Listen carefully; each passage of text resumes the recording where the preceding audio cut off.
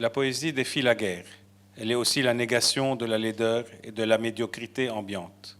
Michel Chiha écrit dans sa préface à son recueil La Maison des Chants: « Il y a des jours où sans poésie, il n'y aurait plus de consolation ni d'espoir, où sans elle, la nature serait sans voix. Il n'y a pas d'invention sans poésie de quelque sorte, il n'y a pas d'imagination créatrice sans elle. C'est elle encore qui donne à l'homme les moyens intuitifs qui le mènent aux sphères invisibles. Les gouvernements sans horizon et sans allégresse ne savent plus son bienfait. S'ils se servaient mieux d'elle, ils auraient moins de soucis et de plaintes, et les vivants ne ressembleraient pas aussi souvent aux morts. » Dans l'Orient littéraire que je dirige, nous avons tenu à consacrer chaque mois une page entière à la poésie pour mieux la défendre et affirmer toute son importance, malgré la frilosité des éditeurs qui ont tendance à la négliger. Dans le cadre du festival Beyrouth Livre, nous avons tenu à accorder une place à la poésie. Nous avons ainsi le plaisir d'accueillir ce soir 4 poètes libanais. Le premier écrit en arabe, 2 d'entre eux s'expriment en français et la 3e en anglais, confirmant l'ouverture de notre pays au trilinguisme et la diversité de l'expression poétique au Liban. Le festival Beyrouth Livre, bien qu'essentiellement francophone, a voulu montrer que la langue française n'est pas exclusive, mais qu'elle coexiste très bien dans le pays du vivre ensemble avec notre langue maternelle et celle de Shakespeare. Le premier poète à prendre la parole est Antoine Abouzed, titulaire de 2 doctorats, l'un en sémiotique et didactique et le second en langue arabe, enseignant à l'université libanaise, à la LAU et à l'université de Balamand. Il a à son actif des romans, des nouvelles et une dizaine de recueils poétiques, dont A'mak min al-Warda, paru chez Dar Nahar en 1993. Le deuxième, Paul Njem, qui descend de la famille du fameux Boulos Njem, ou Jouplin, l'un des pionniers de la francophonie libanaise, qui est écrivain, voyageur, marchand d'art, grand connaisseur de la Russie, qui va aussi nous lire des extraits inédits, de poèmes inédits. La troisième est Charline Khater, qui est une peintre talentueuse, qui publiera bientôt un recueil poétique en anglais, dont sont tirés les textes qu'elle va nous lire. Notre 4e invité est Hikmat Abouzed, comme Charles Corm, qui fut un homme d'affaires et poète. Hikmat conjugue l'écriture et les affaires puisqu'il est le président de la société OMT, tout en ayant à son actif un essai sur la gouvernance politique au Liban et 2 recueils poétiques, Artère de l'instant et L'enfer magique, dont la traduction en arabe vient tout juste de paraître, traduite par Antoine Abouzed. Nos poètes, dont les styles sont très variés, allant du surréalisme au romantisme et au lyrisme en passant par le symbolisme, vont lire leurs textes alternativement, chaque poète lisant un texte et cédant la place à son collègue. Je leur laisse la parole et vous souhaite une bonne soirée poétique. أول شيء أنا بشكر الجامعة الحلوة والسهرة اللي أكد فيها أستاذ ألكسندر إنه ما في لغة حياة من دون شعر، ما في لا وجود للفكر من دون شعر. راح أقرأ من الكتاب الأرض خفيفة ولا خشية مجموع عدد من المقاطع الشعرية، لأنه الكتاب كله قصيدة طويلة واللي صدر عن دار الجديد سنة 1990. ادفعوا سباحتكم أيها الجنود إلى الكابيلا الوحيدة ودوروا على قصب النواحي، فالملوك ذو الأجنحة كانوا يفرون إلى خشب الأعمدة لأن أفواههم دالت مع الظل والعليق. اقتربوا أيها الحاسبون، ضعوا جفونكم هنا يا مخرمي الشكوك، أما كنا ننتظر أن تفرغ الحيوانات من وصل دائرتها كي تفتح أذرعنا الأبيض للحجر الذي سوف يغلف باللياقة نفسها عيوننا ومجارفنا الصماء. هل كنا حقا ونحن نسير على الحصى ونضع أيدينا على السياج وننظر بعد انتهائنا من تنظيف جوف الأرض كدود راق إلى الجادة الملأى بالكائنات والدراجات والأفران ذات الهوائيات بدل المراوح الكبيرة. أيها الحجر النسيب، ربما لم نمر ولم نغني ولم تحك أرجلنا هذه الثلومة، وربما أيضا حصان واحد، حصان كالذي رفعنا صورته فوق الفيراندات، قفز فوق البوابة وصرنا بخورا للخضر.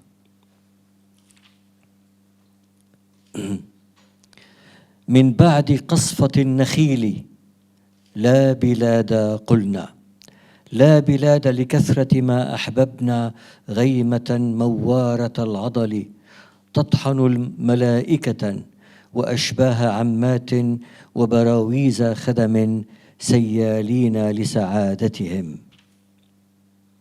وأيتها العاصفة التي رفعناك بأسهل ما يكون من التويجة المرة حين لحسناها بدلا من الصباح الخالص، ها أننا رأينا بالرمش الموضوع هنا اصطناعيا لهذا الأوان كيف أن صمتك أبل حدقة جبرائيل اليسرى، وكيف أن أخلصنا للزجاج أصعد الجوز وشجر الزيتون وأسماكا شفافة وعيون العلق المنتظرة تحت من البئر التي لن نقيسها الآن بالحصاطة ولا بمنغام العدائين ولا حتى بالبرد الفارد صوته على الطيور وخيل البكرة وحبل البكرة عفوا.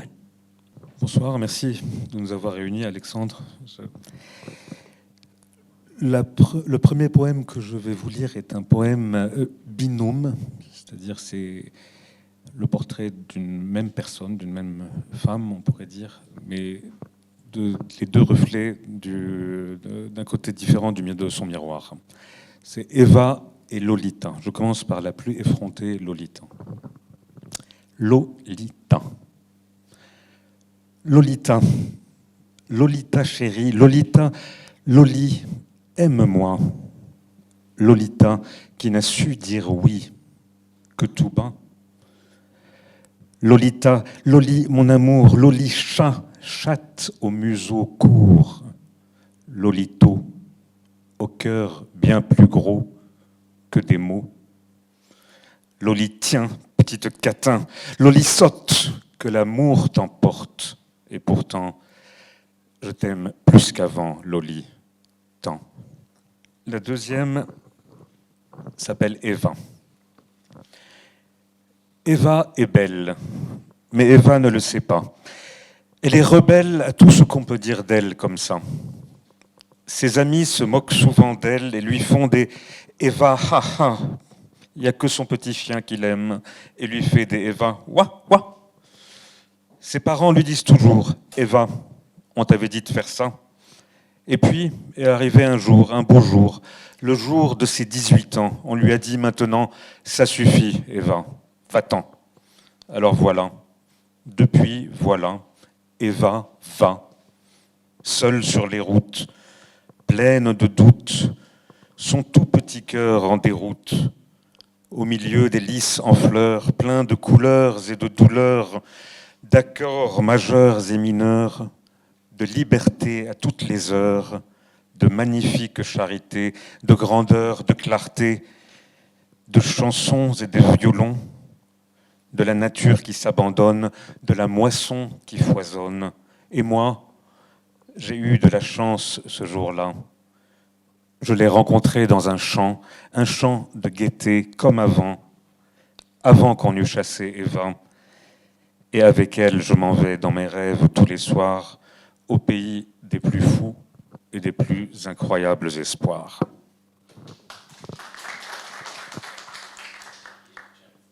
Time passes, people change, heart breaks. Your eyes will start to shine less, facing all that misery, all that distress. Your friends will drift away, your family will break, each one on a different road, now creating their own fate. Your only memories will remain, the happy, the bitter, shaping you into the person you are today, yet hope starting to wither. But you keep searching for that missing piece of yourself until one day you grow weary of seldom souls trying to fit in, forcing them to see your value and the magic within. You take the turn that's haunted you for years, leaving it all behind despite the fears to begin anew. Each day you ask, was it worth it to stop the play? But a voice calls your name, whispering it was worth the pain. The sun will rise, your hopes will multiply, and your heart will beat again like never before. And then one fateful rainy night, the stars have aligned, and I found you, my greatest love divine. The cracks within me began to fill with light, and every shadow I'd carried started to cower and hide. Your laughter became my dawn, your touch my steady ground, and I learned that love is not about completing a broken puzzle, but building a new story together, one that makes the old ones worth it all. And in your eyes, I saw the reflection of the person I had always hoped to be, whole, unafraid, so very alive and free. Bonsoir, merci d'être là. Merci Alexandre, merci de nous avoir réunis. Très honoré d'être à vos côtés, mes chers poètes et poétesses. C'est mon deuxième recueil qui s'appelle L'Enfer magique, que je viens de publier il y a quelques mois.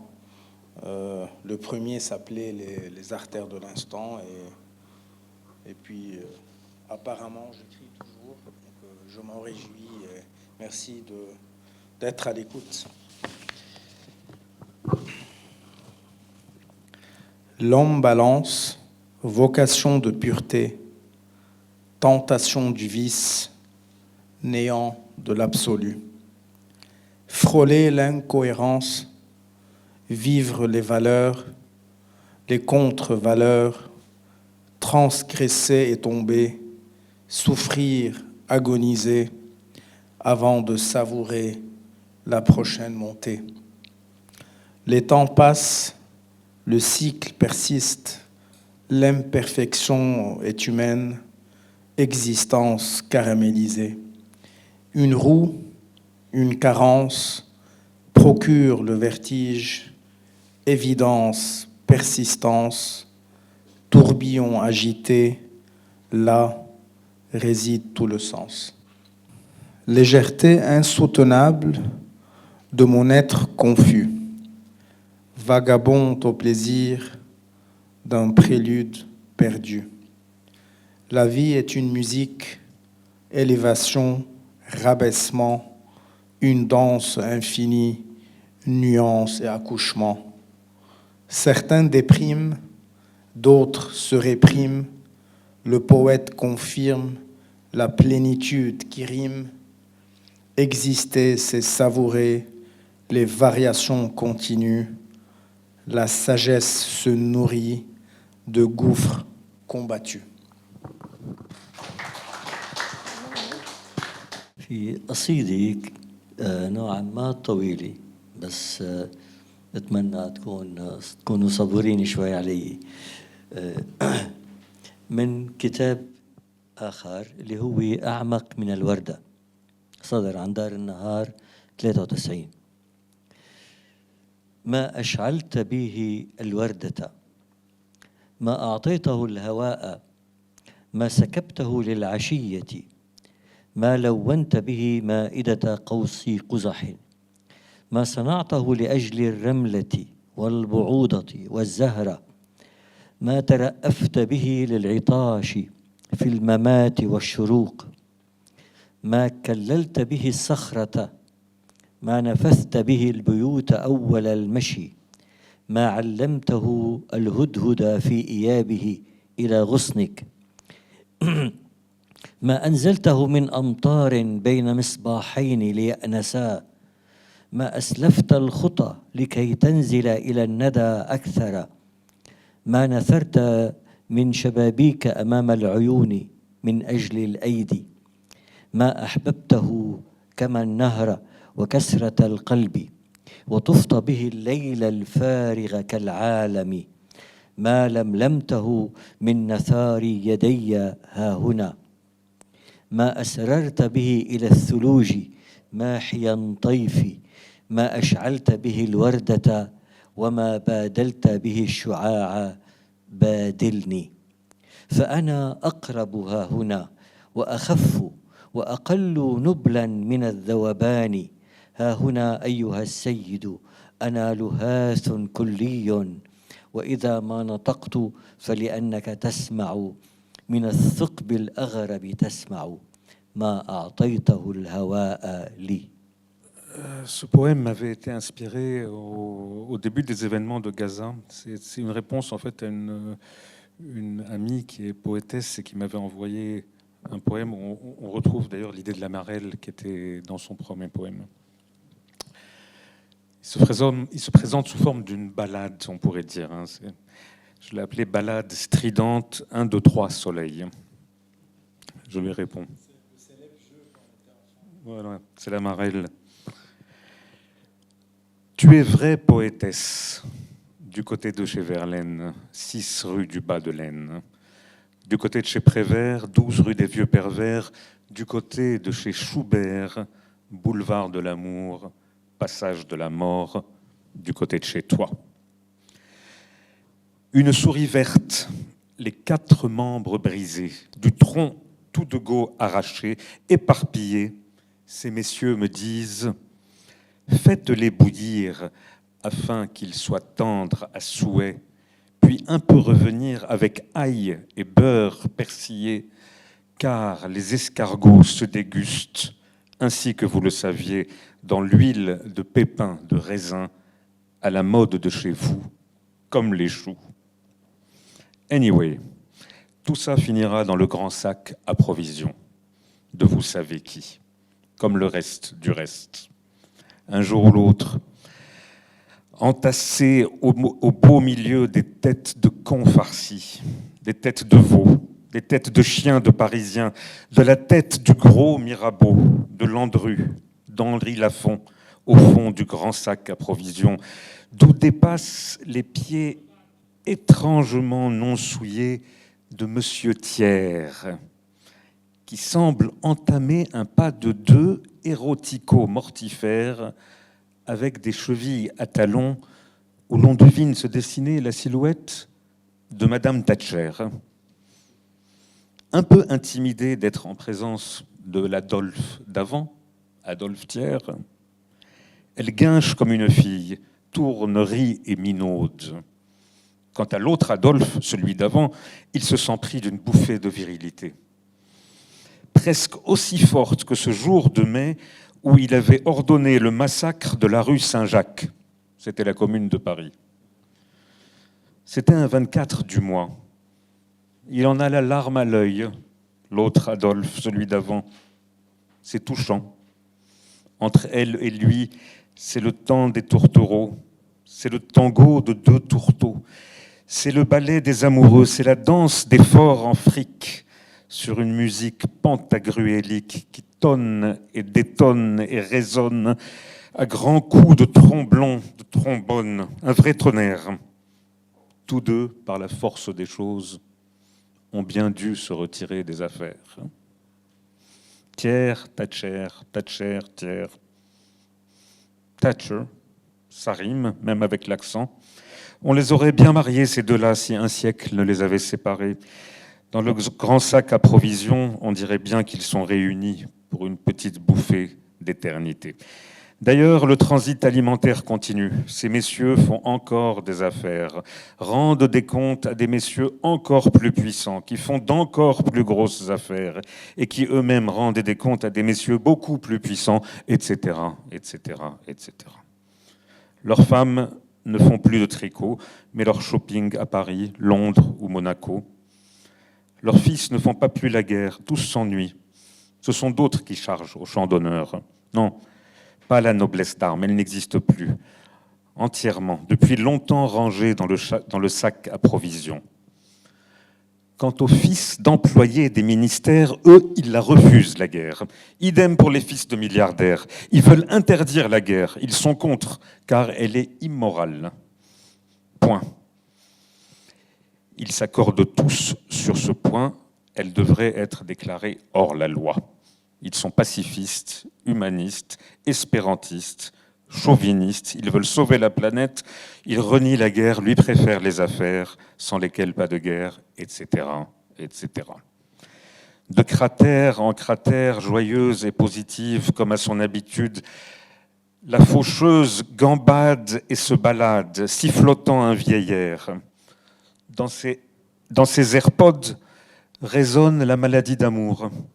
Sardou, 1973, l'année de la guerre du Kippour.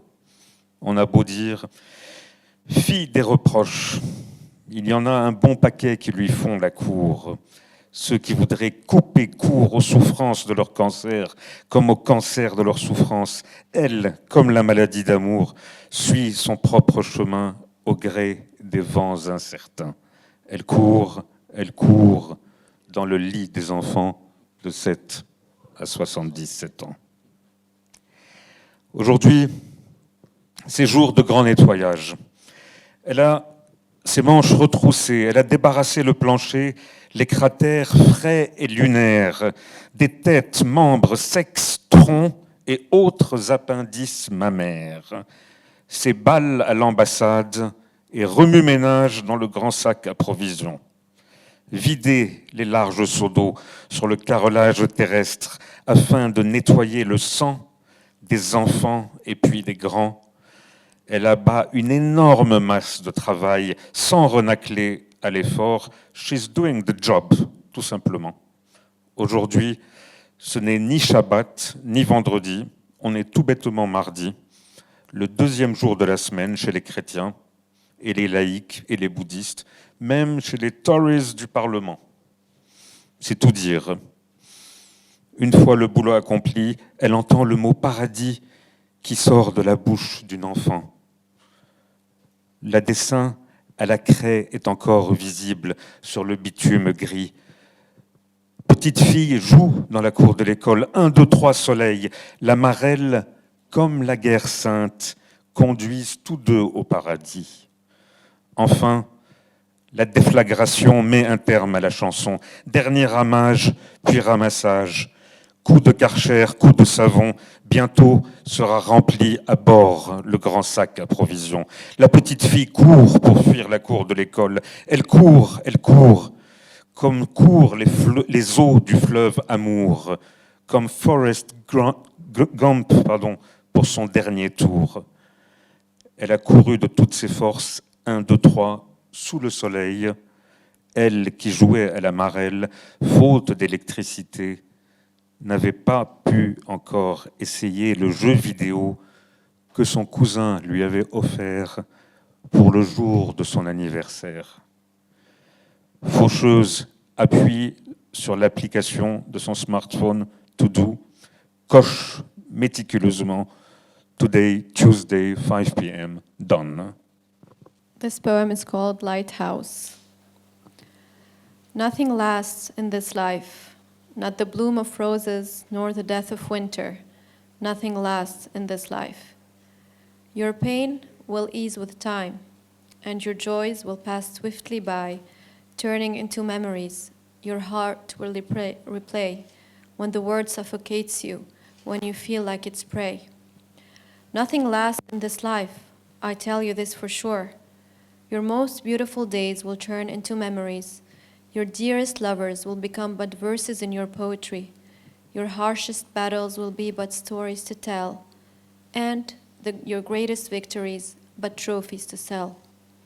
But one thing will linger, will grow within you, will transform your days and rule your nights, will shake your core and reside inside. Love, but not just any love, true love. The kind of love that takes your breath away only to revive you. The kind of love that crushes you and your walls only to resurrect you in the most beautiful way. The kind of love that will be your lighthouse in the darkest nights and your sunshine on mornings so bright. Accept it with open arms, embrace it, protect it, for it is your only friend. When all others have left and hope feels slight, when even the sun and the moon depart, this love will remain alive in your heart.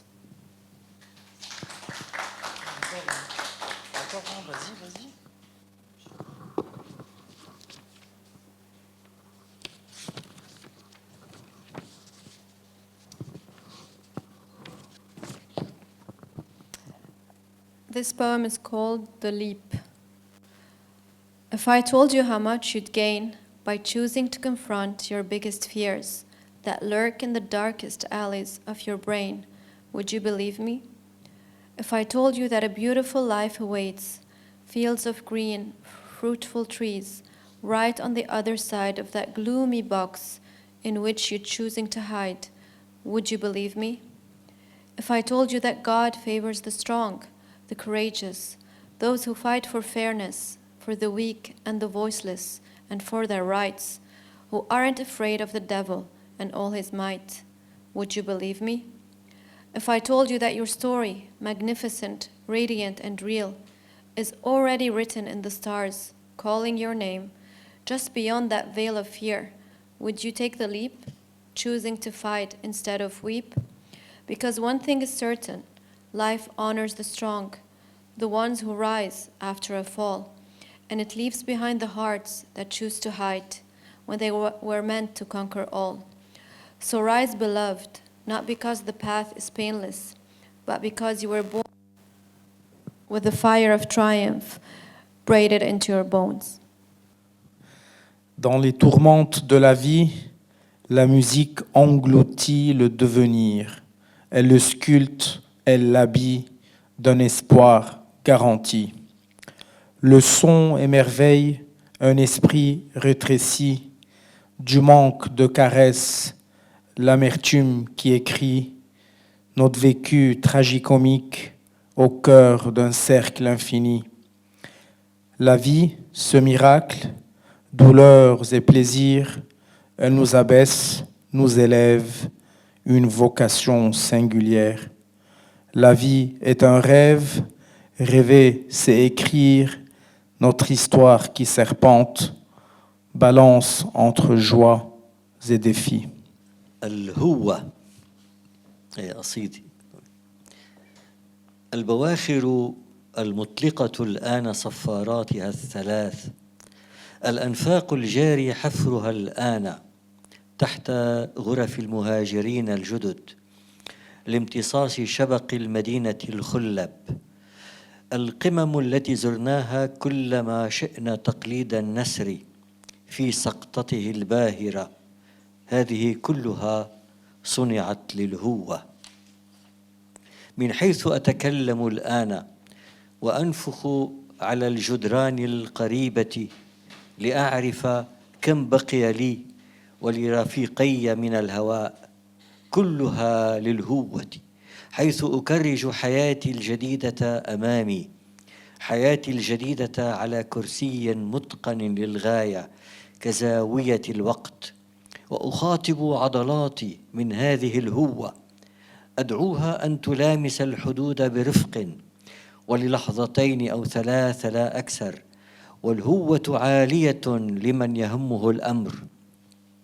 وفي الهوة مرايا وبوابات وصور موديلات، في الهوة مدارس وإذاعات وبرامج وسيارات نقالة في هواء شبه طلق، وفيها كذلك مراسم وبلاد وأشجار مصغرة وضوضاء لما قبل الغلس، وفيها نجوم وبريق في العيون لا يشفى، ونوم ممجد كأنما لشرفة حقيقية إلى بحر حقيقي. وفي الهوة أيضا أطياف بعدد الرمال، أطياف تعدو بفرح، وأطياف لا تزال تتحدث عن حياتها، وأطياف لا تزال تتسلق جدار الهوة باليد اليمنى، السيجارة باليسرى، وأطياف تلملم من الأمس شظايا نهار حسبت أنه لن يزول، وأطياف ما برحت تدور نيابة عن آخرين حول شمعتين حرتين قبل نزولهما إلى هنا على الطاولة. ثم أستأذن زرقة الهوة لأخاطب حياتي الجديدة التي أكرجها الآن على مهل في مثل الهوة، وأقول: يا حياتي الجديدة، إنك في نصفك على ما يبدو مشدودة إلى الباطن اللزج في الأرض، وفي نصفك الآخر علو رقص تحليق لبلوغ حافة الهوة. ويا حياتي الجديدة، حين تعبرين من الرصيف إلى الرصيف المقابل تنبهي جيدا لتخدمك عيناك الجميلتان في الهوة. واحذري من سرعة الحافلات والكلمات والأرواح، وليكن قلبك يا حياتي الجديدة سفينتك النازلة إلي للحظتين أنا ساكن الهوة القديم. شكرا. Alouette. Blanche alouette de la vie, de chair hors sang, tu m'as fait renaître à la vie, incandescent. Du fond des âges, tu levais ta jambe leste vers de grands yeux que racontait l'anse céleste. J'avais 20 ans à cette époque et je t'aimais. Tu en avais le double en sorte que tu m'aimais. Toi, tu en avais 34 infiniment. Tu gardais chaque année patraque pour chaque amant. Les larges spots rouges éclairaient en plus des yeux ton nombril et ton sein cerclé d'un anneau bleu. Ton corps déroulait sur la barre de nos envies, une cuisse en l'air, l'autre en bas, les yeux ravis. Et quand tu écartais les jambes de bon matin et regardais ton public d'ambre, les yeux hautains, tes yeux sur les miens ont brûlé chaque segment, chaque nerf de trop accumulé avec les ans. En fait, j'avais plus de 1000 ans, ta présence, sous les grands lustres éclatants et sous les anses. Tous les hommes te regardaient. Toi et les tiennes, vous aviez des maillots mouillés et des antiennes. Et c'est toi qui m'as fait renaître à mon gobet. Il faudrait que je puisse mettre à ton gibet les somnolences de mon cœur, mes lourds espoirs, ma vie, mes angoisses, mes pleurs, mes grands trous noirs. Mon cœur a des soleils d'argent pour qui tu es dans les constellations du temps, l'étoile vraie. Et même si j'en souffrirais jusqu'à la tombe, qui sait, peut-être même après la fin du monde, je penserai toujours à toi, fausse pucelle. Je saurai que l'amour tendra vers un soleil. J'ai honte de t'avoir écrit que je t'aimais dans des messages attendris. J'ai honte, mais si je n'osais parler de toi, c'est que je t'aime. J'ose à peine le dire tout bas. Je t'aime, je t'aime. Aussi surprenant que ce fut, en cet instant, je crus voir le moment venu où tu m'attends, où tu m'emmènes sous des cieux psychédéliques, rendant à l'amour ses essieux, ses coups de trique. Blanche alouette de la vie, va prestement, vends ton corps, ta joie et ta vie à 1000 amants. Moi, je continuerai d'écrire des rimes niais pour certains et pour un sourire. Oui, j'écrirai. Dans ton maillot, 2 pièces qui étaient tout blancs, je mettrai des pièces d'or qui sonnent ballant. Et quand je n'aurai rien en poche, j'irai, crétin, composer des rimes fantoches, nuits et matins. Ta chevelure noire tombait comme un orage sur une ville que plombaient 2 paysages fantastiques et admirables, tes grands beaux seins sur des hanches impeccables et puis tes reins. Je suis mort de ne les avoir vus qu'une fois, ma fidèle et bénie tangence. Je les revois à chaque fois que je m'endors ou que m'éveille la douce et éclatante mort blanche et vermeille. Tu me hantes l'esprit, que sais-je, c'est bête à dire, tu vis dans mon âme et mes rêves et mes délires dans lesquels je pars en voyage tous les matins, tous les soirs, quand je fais naufrage, loin des putains sans lesquels je ne suis rien de bien qui vaille, pas un soldat, pas un ancien, de la volaille. Quelque part, dans ces tourments délicieux, j'ai perdu et gagné l'aimant qui mène à Dieu, où tu te donnes à 100 amants, où tu m'aimais. Gagnant les grands cieux éclatants, tu m'emmenais et m'y emmènes encore. Quoi? Jusqu'à où? Quand? Seul l'or du destin que tu forges me dira quand s'arrêtera le carnage de mon esprit à la frontière d'un autre âge. De toi épris, je partirai comme un idiot dostoïevskien. Je ramperai dans les grands mots, les souterrains, là où vivent les femmes lisses, concupiscentes et officient comme complices des innocentes. Je le suis et le suis toujours et le serai. Je serai l'œil bleu de l'amour que toi tu hais ou que tu ne hais pas. Que sais-je? Je ne sais rien. Un coup de pluie, un coup de rêve, un coup de rein me revient sans cesse en mémoire quand je suis seul, c'est-à-dire tous les grands soirs de mes grands deuils. Je crève de ne pouvoir te dire combien je t'aime, mon amour fort, et de ne pouvoir te construire de grands poèmes, des châteaux forts. Ce sont les châteaux de mon âme qui sont hantés par ta lèvre, ta peau, ta flamme, tout habité, tes mouvements hybrides et souples et tressaillants quand dansent dans les jets de soupe nos 17 ans. Accepte mes aveux de cour, mon cher amour. Ils sonneront très bas, très courts, et puis très sourds. Sinon, je mourrai pour toujours. Je serai noir, pas nègre, mais aveugle au jour de te revoir.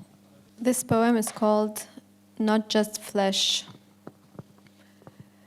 She is not just flesh, not just skin, forever condemned for her unknowing sin.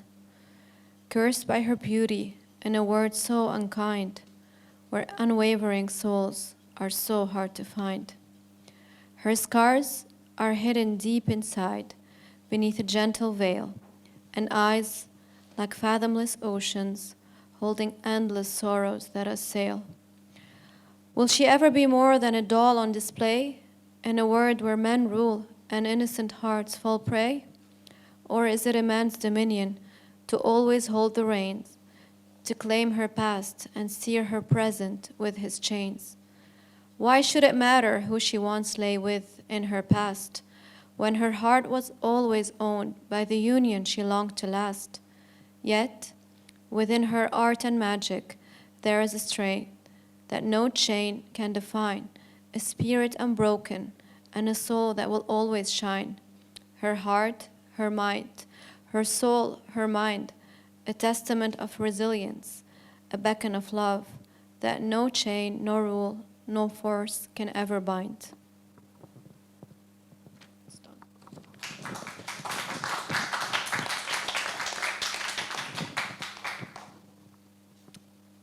This poem is called Cognitive Love. It has poetry, love, and some psychology in it as well. I love you with the fullness of my mind, not only the depth of my heart. When my emotions go to quiet corners to hide, my thoughts lock you inside. Like a child's love for home, instinctive, unwavering, like a composer pouring his soul into a song, not fleeting, nor bound by a mere feeling, but steady and strong. For love of the heart alone is doomed, but love that lives in the mind endures. A love that is serene, a love that is wise, a love that stands the test of time. In my mind, I see you. I know your worth. I have longed for you in silent nights and searched for you at the highest heights. You might question it sometimes, wonder, how long will it last? If time will steal its fire, if darkness will cloud its path. But rest assured, my beloved, this love, woven into poetry, is stronger than fleeting passion, a love that will make history. For words may fade and seasons change, yet in my heart, within my mind, your name remains. It will stay carved deeply into my soul, ingrained in my very core. And when my heart goes to rest, my mind will love you best. Poésie caduque, fidèle au miracle, se balade parmi les mots, atteint le pinacle. Poète, humain sensible, à l'émotion loyale, transpose le vécu, hasard royal. Exalter le beau, ultime voix lyrique, vocation infinie d'une merveilleuse nuit. Naissance, regard surprenant, perçant le monde, ébloui, innocence d'une âme débutante, conception gratuite des profondeurs sacrées d'une mère exaltée. Famille, premier cadre d'un devenir qui se dessine sur les pages qui résument la rencontre hasardeuse d'une multitude de vies se côtoyant sur la voie d'un parcours bavard. Les traces du temps, les lois de la physique soufflent en moi la croissance existentielle. Je suis ce mariage, une âme en vie, un corps qui crie, la plénitude d'un devenir se souscrit à un destin qui sourit. Mon adolescence défie la prison d'une pédagogie. Mon esprit tente, se rebelle, confronté aux barrières du mépris. Le temps me dévoile, conflit, ma liberté prend vie, évasion, affirmation d'un esprit, retour à une famille fragile, écœurée, dans la tourmente des faits. Père, premier ennemi, oncle, mentor, accrochage repris, rêve d'une famille que le temps délie. Un esprit progressiste, des péripéties des marées, un père qui cède à la vague d'un amour égaré. Merci beaucoup pour votre présence et bravo à tous les intervenants. Il y a ton livre, donc le dernier livre qui est sorti pour ceux qui veulent se faire dédicacer le bouquin. Voilà. Merci, à la prochaine.